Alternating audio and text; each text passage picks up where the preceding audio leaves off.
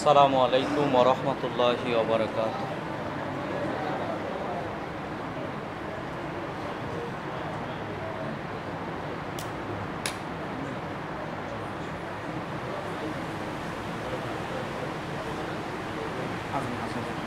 আপনি কোন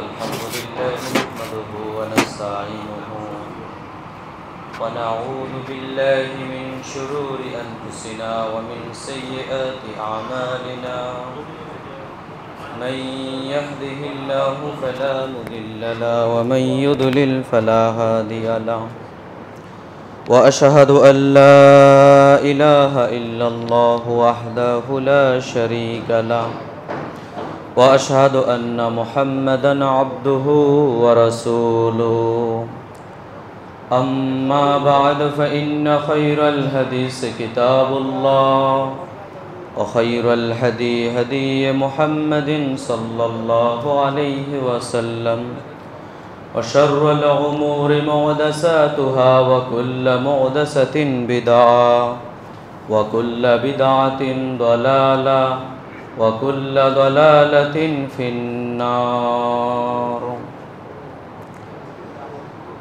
أعوذ بالله من الشيطان الرجيم ليلة القدر خير من ألف شهر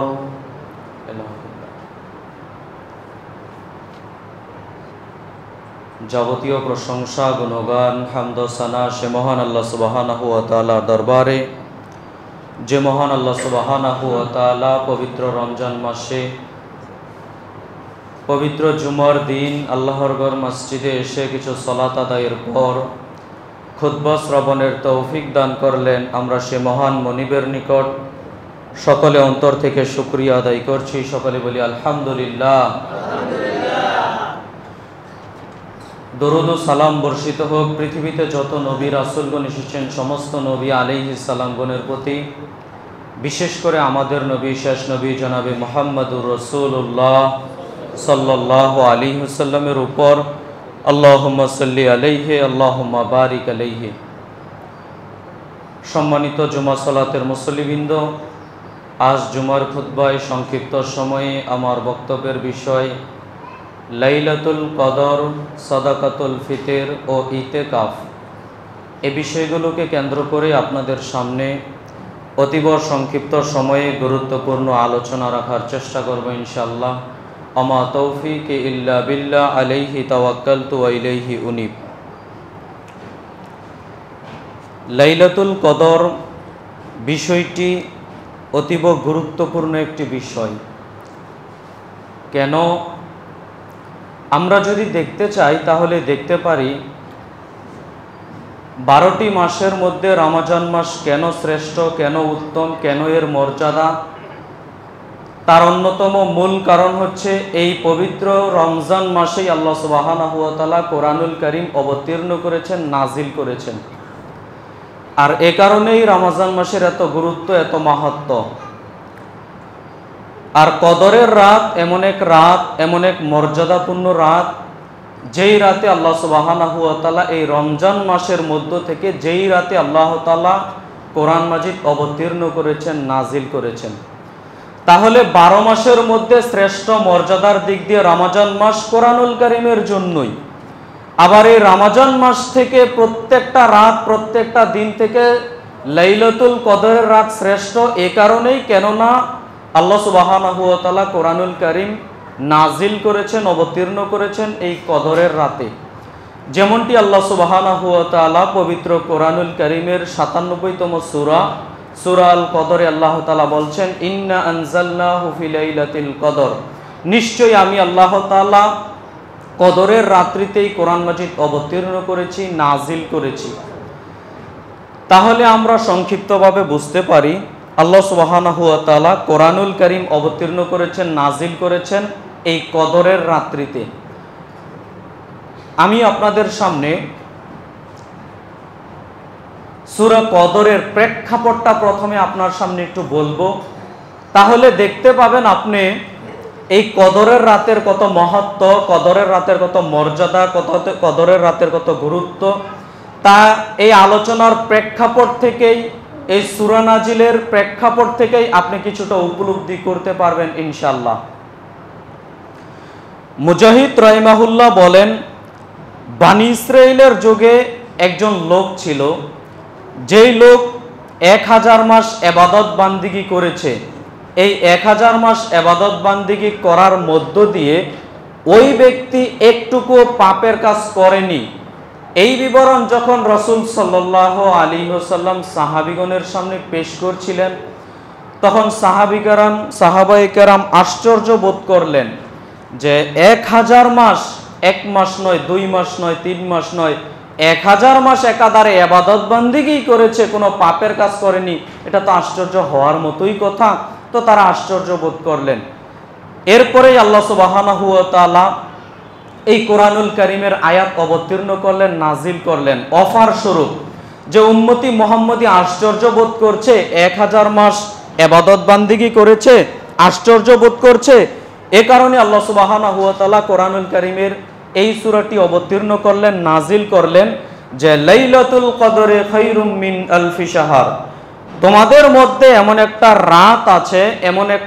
রাত আছে যেই রাতে তোমরা যদি আল্লাহর ইবাদত বান্দিগি করতে পারো, আল্লাহকে সন্তুষ্ট করতে পারো। ওই যে বানি ইসরাইলের যুগে একজন ব্যক্তি ছিল, যেই ব্যক্তি 1000 মাস ইবাদত বান্দিগি করেছে, কোনো পাপের কাজ করেনি। তোমরা যদি কদরের রাতে ইবাদত বান্দিগি করতে পারো, আল্লাহকে সন্তুষ্ট করতে পারো, ওই ব্যক্তির থেকে বেশি নেকি আল্লাহ তোমাদের দিয়ে দিবেন। 2, আলী রাদিয়াল্লাহু তাআলা আনহু বলেন, আমরা নবী করিম সাল্লাল্লাহু আলাইহি ওয়াসাল্লামের নিকট বসা ছিলাম। এমতো অবস্থায় নবী করিম মুহাম্মদ সাল্লাল্লাহু আলাইহি সাল্লাম আমাদের সামনে 4 জন ব্যক্তির কথা উল্লেখ করলেন, যারা ছিল বানি ইসরাইলের।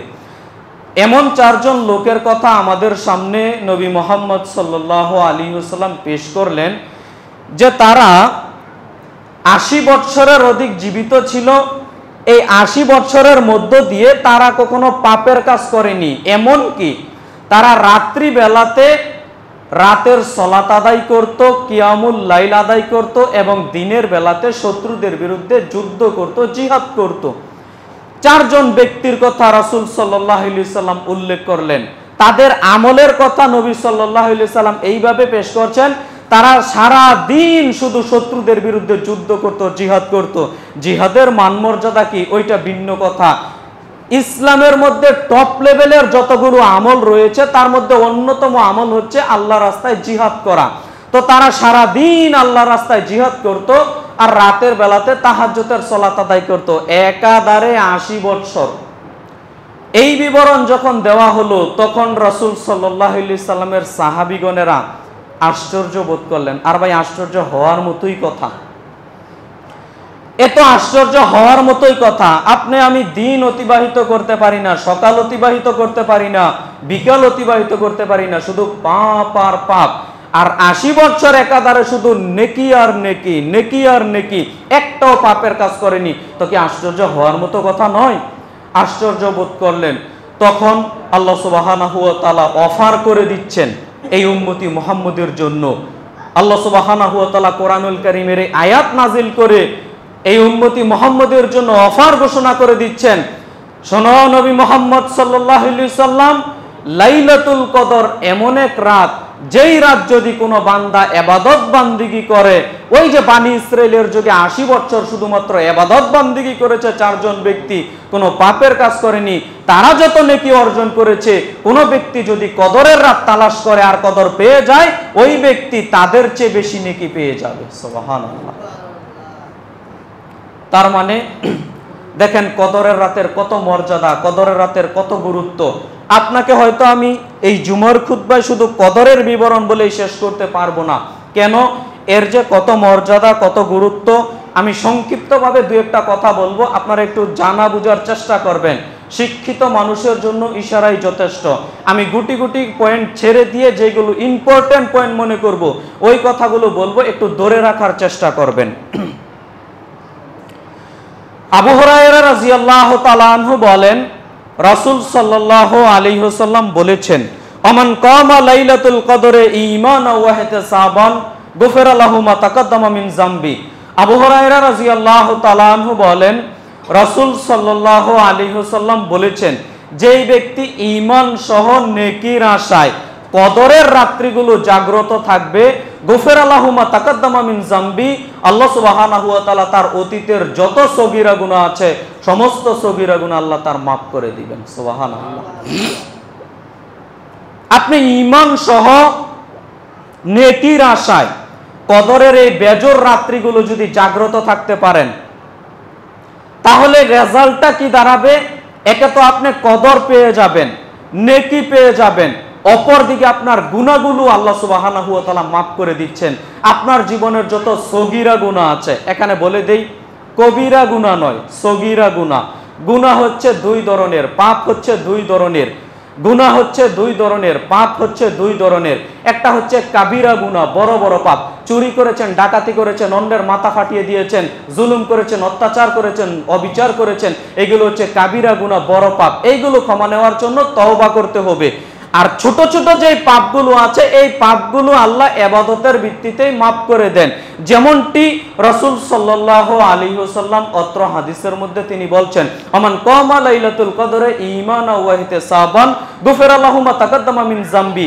যেই ব্যক্তি ঈমান সহ নেকির আশায় লাইলাতুল কদরের বেজর রাত্রিগুলো জাগ্রত থাকবে। উল্লেখ্য যে শুধু 27 রজনী আপনি জাগ্রত থাকলে এইটা হবে না, বেজর রাত যতগুলো আছে প্রত্যেকটা রাত যদি আপনি নেকির উদ্দেশ্যে জাগ্রত থাকেন, তাহলে আল্লাহ তাআলা আপনার অতীতের যত গুনাহ আছে সমস্ত গুনাহ মাফ করে দিবেন। সুবহানাল্লাহ।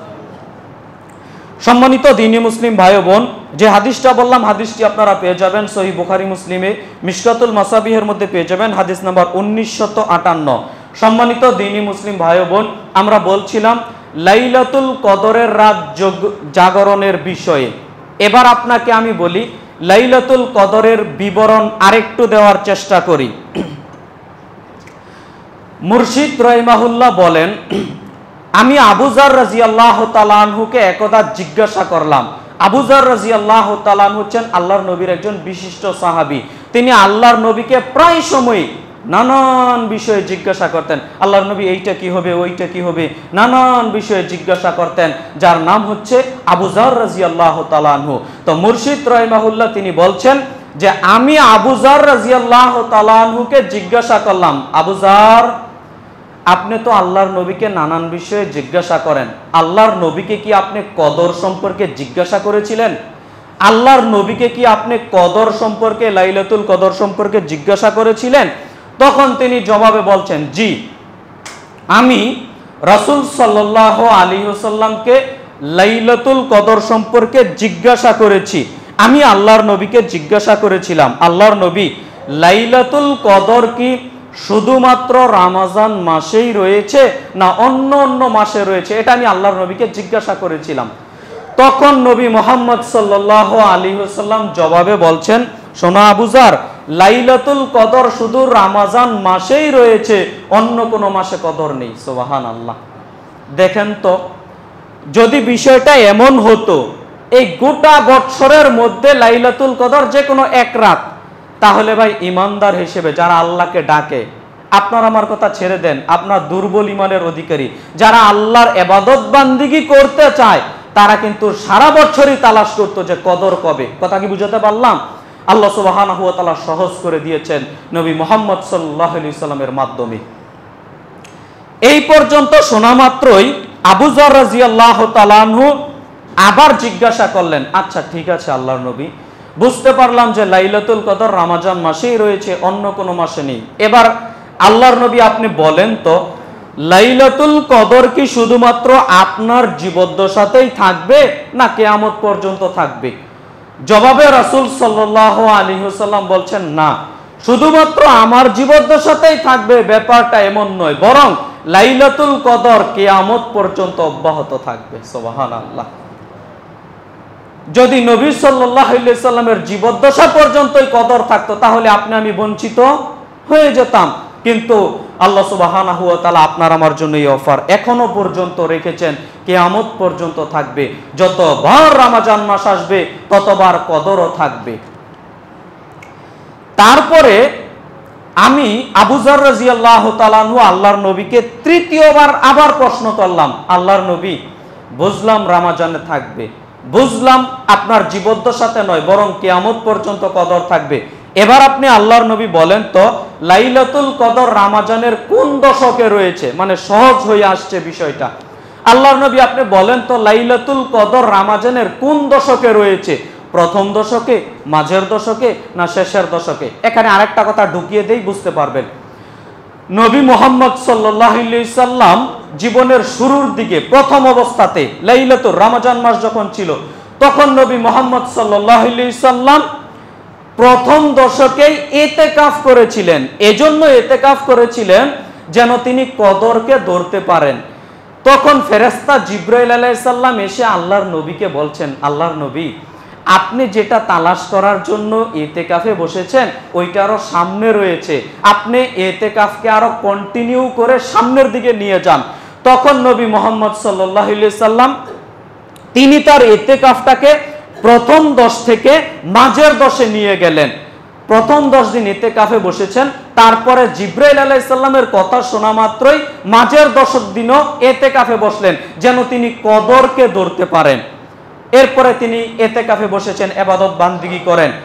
কিছুদিন পর জিবরাইল আলাইহিস সালাম আবার এসে আল্লাহর নবীকে বলছেন, আল্লাহর নবী, আপনি যেটা তালাশ করছেন, আপনি যেটাকে খুঁজছেন ওইটা এখানেও নয়, আরো সামনের দিকে কন্টিনিউ করেন, আপনি আপনার ইতিকাফটাকে আরো সামনের দিকে নিয়ে যান। তখন নবী সাল্লাল্লাহু আলাইহি সাল্লাম তিনি শেষ দশকেও ইতিকাফ করলেন এই কদরকে ধরার জন্য। এবং নবী সাল্লাল্লাহু আলাইহি সাল্লাম 20তম রমজানের জুমার দিন ছিল ইতিকাফের দিন। রাসূল সাল্লাল্লাহু আলাইহি সাল্লাম মিম্বরের উপর দাঁড়িয়ে এই ঘোষণাই দিয়ে দিলেন, শোনো সাহাবায়ে কেরাম, উপস্থিত মুসল্লি, তোমরা আজ থেকে ইতিকাফে বসে যাও। কেন? রমজানের শেষ দশকের মধ্যেই লাইলাতুল কদর রয়েছে। সুবহানাল্লাহ। তার মানে আবু যার রাদিয়াল্লাহু তাআলা আনহুর কথার দিকে ফিরে যাই। আবু যার রাদিয়াল্লাহু তাআলা আনহু আল্লাহর নবীকে 3য় নম্বরে প্রশ্ন করলেন, আল্লাহর নবী, লাইলাতুল কদর রমজানের কোন দশকে রয়েছে, প্রথম, মাঝে না শেষে? তখন আল্লাহর নবী মুহাম্মদ সাল্লাল্লাহু আলাইহি সাল্লাম আবু যার রাদিয়াল্লাহু তাআলা আনহুকে বললেন, শোনো আবু যার, রমজান মাস একেবারে প্রথম দশকে নয়, মাঝের দশকে নয়, বরং শেষ দশকের মধ্যে রয়েছে। সুবহানাল্লাহ। এরপরে আবু যার রাদিয়াল্লাহু তাআলা আনহু চুপ করে বসে আছেন, নবী সাল্লাল্লাহু আলাইহি সাল্লামও চুপ করে বসে আছেন। অনেকক্ষণ সময় পরে আবু যার রাদিয়াল্লাহু তাআলা আনহুর মাথায় আরেকটা প্রশ্ন আসলো। আবু যার রাদিয়াল্লাহু তাআলা আনহু আবার প্রশ্ন করে বসলেন, আল্লাহর নবী, বুঝলাম রমজানে হবে, বুঝলাম কিয়ামত পর্যন্ত অব্যাহত থাকবে, বুঝলাম শেষ দশকে হবে, আল্লাহর নবী, এবার আপনি বলেন তো নির্দিষ্ট করে লাইলাতুল কদর কোন রজনীতে হবে? নির্দিষ্ট করে আল্লাহর নবী আপনি বলেন তো লাইলাতুল কদর কোন দিনে রয়েছে, কোন রাত্রিতে রয়েছে? এই পর্যন্ত বলতেই নবী সাল্লাল্লাহু আলাইহি সাল্লাম আবু যার রাদিয়াল্লাহু তাআলা আনহুর নিজস্ব বিবরণ তিনি বলছেন, তিনি আল্লাহর নবী মুহাম্মদ সাল্লাল্লাহু আলাইহি সাল্লাম আবু যার রাদিয়াল্লাহু তাআলা আনহুর দিকে এত রাগান্বিত অবস্থায় তাকালেন। আবু যার রাদিয়াল্লাহু তাআলা আনহু তার নিজস্ব বিবরণ তিনি বলছেন যে আল্লাহর নবী আজকে যত রাগান্বিত অবস্থায় আমার দিকে তাকালেন, ইতিপূর্বে তিনি সাল্লাল্লাহু আলাইহি সাল্লাম আর কোনদিন আমার দিকে এত রাগান্বিত অবস্থায় তাকাননি। বরং আল্লাহর নবীর ওই কথাই শেষ, ওই কথাই চূড়ান্ত থেকে গেল। রমজান মাসের শেষ দশকের বেজর রাত্রিগুলোর মধ্যেই আল্লাহর নবী মুহাম্মদ সাল্লাল্লাহু আলাইহি সাল্লাম কদর তালাশ করার কথা আর বলেছেন। আরেকটা বিবরণ মধ্যখানে ঢুকিয়ে দেই, আরো স্পষ্ট হয়ে যাবে। একদা জিবরাইল আলাইহিস সালামের মাধ্যমে নবী সাল্লাল্লাহু আলাইহি সাল্লামকে জানিয়ে দেওয়া হয়েছিল নির্দিষ্ট করে লাইলাতুল কদর কোন রাত্রিতে রয়েছে। কথাটা কি বুঝাতে পারলাম? নির্দিষ্ট করে কোন রাত্রিতে লাইলাতুল কদর রয়েছে রাসূলের ওই বছর এটা নবী সাল্লাল্লাহু আলাইহি সাল্লামকে জানিয়ে দেওয়া হয়েছিল। তিনি যাচ্ছিলেন মসজিদে নববীতে, যাওয়ার সময় দেখতে পেলেন দুইজন ব্যক্তি ঝগড়া লেগেছে। ঝগড়া যখন লেগেছে নবী সাল্লাল্লাহু আলাইহি সাল্লাম তাদের ঝগড়াকে থামিয়ে দিয়ে মীমাংসা করে দিয়ে এরপরে যখন মসজিদে চলে গেলেন তখন নবী সাল্লাল্লাহু আলাইহি সাল্লাম বলছেন যে আল্লাহ আবার আমাকে ভুলিয়ে দিয়েছেন।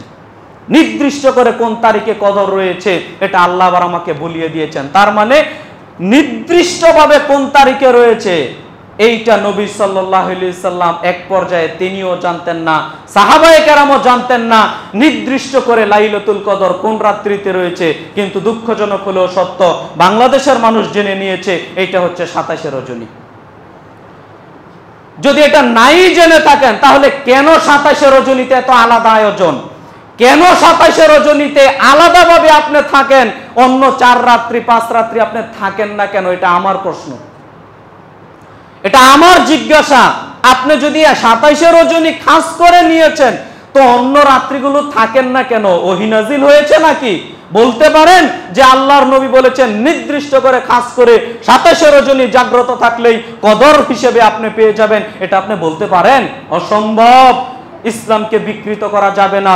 নবী সাল্লাল্লাহু আলাইহি ওয়াসাল্লাম যেইভাবে আমল করেছেন আপনাকে আমাকে ওইভাবেই আমল করতে হবে। তিনি বলেছেন বেজর রাত্রিগুলো তোমরা তালাশ করো কদর তালাশ করার জন্য।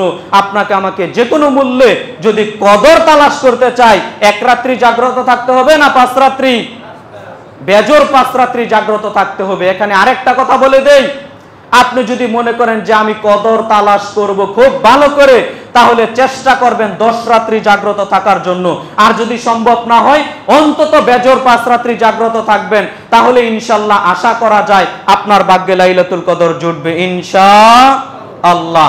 এই লাইলাতুল কদর তালাশ করার চেষ্টা করবেন বেজর 5 রাত্রির মধ্য দিয়ে। সম্মানিত জুমা সালাতের মুসল্লিবৃন্দ, লাইলাতুল কদরে ইবাদত বান্দিগি করলে আপনি কি নেকি পাবেন? লাইলাতুল কদরে আপনি ইবাদত বান্দিগি করলে আপনি কি নেকি পাবেন? আগ্রহটা কি? শুধু ফজিলত শুনবো, কি পাবো এইটা কি জানতে পারবো না? আপনি বুঝেন, এক খেয়ালে আমার দিকে চেয়ে থাকেন, একটা কথা যেন ছুটে না যায়। সম্মানিত জুমা সালাতের মুসল্লিবৃন্দ, আল্লাহ সুবহানাহু ওয়া তাআলা তিনি বলছেন, যেটা কদরের আল্লাহ সুবহানাহু ওয়া তাআলা বলেছেন লাইলাতুল কদরে আপনি ইবাদত বান্দিগি করলে, রাত যদি জাগ্রত থেকে আল্লাহকে সন্তুষ্ট করতে পারেন, তাহলে আপনি কি কি নেকি অর্জন করতে পারবেন। এখানে একটা পয়েন্ট বলে আমি আবার সামনের দিকে চলে যাই। দেখেন কদরের রাত্রিতে কি কি আমল করবেন, এই পয়েন্টটা আমি সামনের দিকে আনবো। তবে এখানে একটা উদাহরণস্বরূপ কথা বলতে হবে, এজন্য আমি কথাটা বলে সামনের দিকে যাওয়ার চেষ্টা করি। সেটা হচ্ছে আল্লাহ সুবহানাহু ওয়া তাআলা কদরের রাত্রির মর্যাদাটা এইভাবে তিনি বলেছেন যে লাইলাতুল কদরে খায়রুম মিন আলফি শাহর, লাইলাতুল কদরের রাত 1000 মাসের চেয়ে শ্রেষ্ঠ। তার মানে আপনি যদি বছর হিসাব করেন তাহলে 83 বছর 4 মাস হয়। 83 বছর 4 মাস ইবাদত বান্দেগি করলে যত নেকি আপনি পাবেন, লাইলাতুল কদরের এক রাত্রি জাগ্রত থেকে আপনি ইবাদত বান্দেগি করলে তার চেয়ে আপনি বেশি নেকি পেয়ে যাবেন। সুবহানাল্লাহ। এটা কিন্তু হাদিস থেকে বলছি না। যখন আমি হাদিস থেকে কথা বলবো আপনি বলতে পারেন জাল জয়ীফের কোনো ব্যাপার স্যাপার থাকতে পারে না, সরাসরি কোরআনে আল্লাহ বলে দিয়েছেন। কথা বুঝাতে পারলাম? সন্দেহ করার কোনো অবকাশই নেই।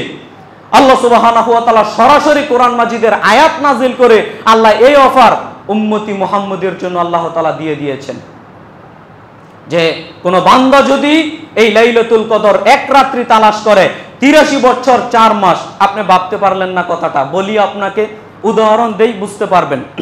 আমরা তো সবাই কমার বেশি কাজকর্ম করি, কর্ম করি, যার যার জায়গা থেকে কেউ না কেউ কোনো কর্ম করি না ভাই?